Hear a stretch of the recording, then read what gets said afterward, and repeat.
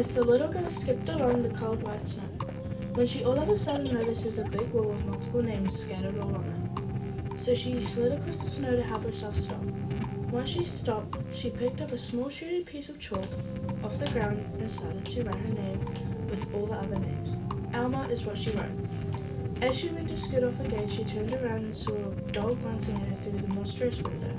She stopped for a moment and glanced back. She then slowly started to walk towards the doll through the window. As she was at the window, she took a closer look at the doll and realized something odd. The doll looked identical to her. Alma looked confused, but very much so intriguing at the same time. She went to try to open the door, but it seemed locked. Alma was furious. She even ended up throwing a snowball at the door. As Alma started to storm off, she heard a slight creak. She turned around and her face lit up so bright. The door was open, but just a slight bit. Alma welcomed herself into the musty doll shop. She noticed there was more than just a couple of dolls. There were heaps.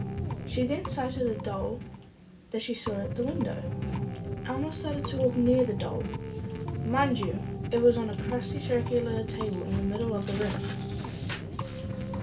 Alma walked over to the table excitedly, but ended up almost tripping over it. A doll on a bicycle. She placed the doll upside, but he started to race towards the door, trying to escape.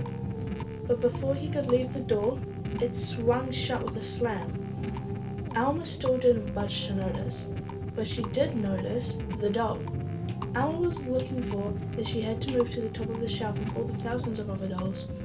So of course, Alma jumped up to the doll as she was leaning into just to touch or grab the doll. It took a few moments before disaster. She was on her tippy toes, and then 3, 2, 1. She just laid her hand on the doll.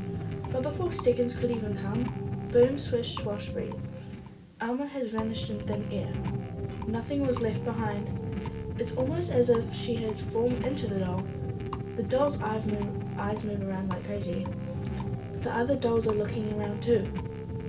But it's like we've all been there for ages. I wonder where Alma has gone.